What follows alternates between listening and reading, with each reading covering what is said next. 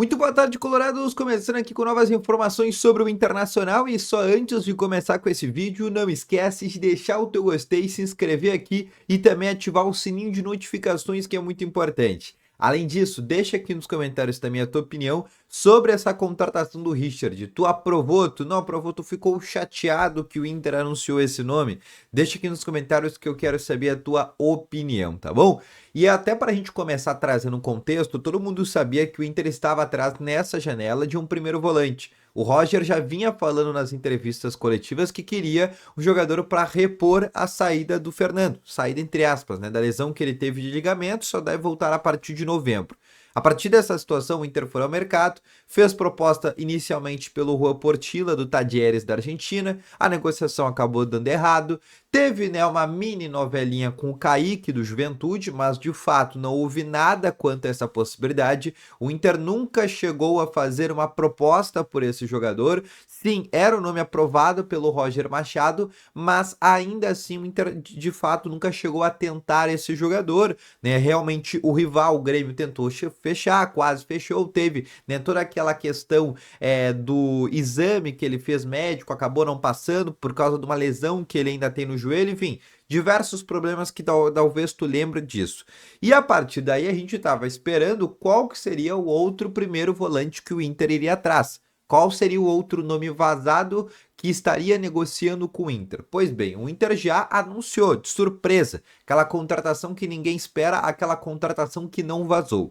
E quem é esse jogador? É o Richard Coelho. Se tu não conhece esse atleta, é um jogador que faz tempo já que não atua aqui no Brasil, 2 anos para ser um pouco mais preciso. Ele começa bem nas categorias de base do Fluminense, é ali inclusive o seu período de auge, e talvez ali que tu lembre desse jogador. E depois que ele tem um destaque no Fluminense, ele vai para o Corinthians. Só que no Corinthians ele não consegue desempenhar, e aí ele vai para o Vasco. De novo, não consegue ter um desempenho tão bom. E do Vasco ele vai para o Atlético Paranaense. Nesse ano o Atlético Paranaense ganha a Sul-Americana, ele tem ali um certo destaque, não chega a ser um grande titular, mas participa daquele elenco. Vamos considerar que teve um ano bom. Depois disso, ele vai para o Ceará. Do Ceará, de novo, né, que ali disputava entre a segunda e primeira divisão, a gente está falando de 22, 23, ele tem também um certo destaque, nada muito grande, e ele vai para o Cruzeiro, que naquele momento, lá em 23, estava voltando para a Série A do Campeonato Brasileiro. No Cruzeiro, ele não consegue performar, e além disso tudo, ele acaba sendo colocado, onde naquele momento, em 2023, teve o seu grande auge do esquema de apostas. Todo mundo lembra daquela situação que foi feita, principalmente pela Polícia Federal, diversos jogadores foram ali indiciados, né? A gente lembra principalmente do caso, né, do Aleph Manga, que acabou indo para o Chipre, né, para não ter algum tipo de penitência, enfim, e o Richard também acabou sofrendo dessa mesma situação. E a partir daí, ele acaba tendo que, na metade daquele ano, ir para a Turquia. E na Turquia, ele acaba ficando 2 temporadas num time que se chama Antalyaspor. É um time da primeira divisão, time até tradicional, não chega a disputar grandes competições como Liga dos Campeões, Liga Europa, mas ele joga 2 temporadas por lá, é titular nesses 2 anos. Ele teve 66 jogos pela equipe do Antalyaspor, contando os 2 anos que ele ficou, então a temporada 23-24 e a temporada 24-25.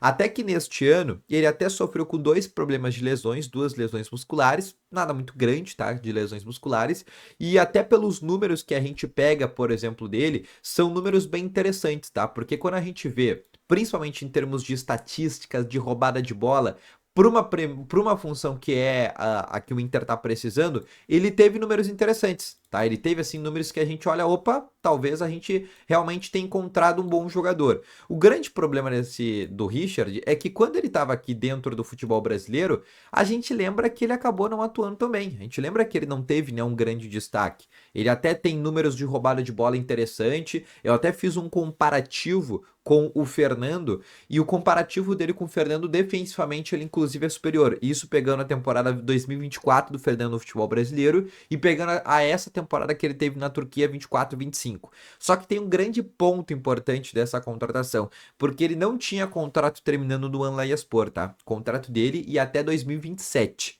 E ele assinou com o Inter até final de 2026. provavelmente deve ter uma cláusula de renovação, caso ele atue em jogos, gols, assistências, algo nesse sentido, para ele renovar por mais um ano, pelo menos para ter ali um contrato até fim de 27. O fato é que existem duas possibilidades, e o Inter ainda não falou sobre isso. Primeiro, ele conseguiu uma rescisão de contrato, e aí ele voltou para o Brasil.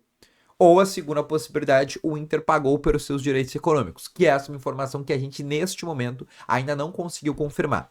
Segundo ponto que talvez tu esteja preocupado, tá? E essa questão desse esquema de apostas, né? De toda essa situação que aconteceu, o Inter foi muito claro. E abre aspas para o que o Inter disse. Antes de contratar, analisamos esse assunto e não existe qualquer investigação pendente. O assunto foi superado. Fecha aspas. Então, teoricamente, né, essa resolução foi resolvida. Acabou que até ele já voltando ao Brasil já é mais um sinal que de fato ele não seria punido, né, ou não seria preso por tudo que acabou acontecendo, né? A gente não sabe se ele é inocente ou não, enfim, mas é um jogador que chega para a primeira função de meio-campo.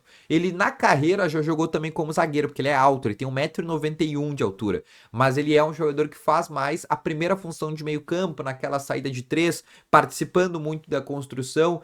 No quesito de bola aérea, até pela altura dele que tu percebe, né, já é um jogador interessante, um jogador até com características diferentes do Thiago Maia, mas é um jogador limitado, que aqui no futebol brasileiro teve dois momentos bons. O do começo da carreira dele, que foi quando no Fluminense, isso em 2017, há 8 anos atrás, e um segundo momento mais ou menos bom que ele teve no futebol brasileiro foi no Atlético Paranaense, quando ele ganha a Sul-Americana e tem ali um certo destaque. E agora na Turquia, por óbvio, né, como a gente não acompanha o futebol turco, a gente acaba não tendo uma real precisão e acaba tendo que se basear nos números. Nos números, aparenta ser que ele fez bons anos no Antalyaspor. Além disso, foi titular nas 2 temporadas, então, que pode significar também alguma coisa. O fato é que não é nem de perto o primeiro volante que a gente esperava para repor o Fernando. A gente sabe que era impossível o Inter repor o Fernando, mas tinha que minimizar o dano. E aí fica a dúvida, será que o Inter conseguiu minimizar esse dano? Eu quero que tu deixe nos comentários a tua opinião sobre isso. Volto logo mais com as informações. Valeu, falou e foi!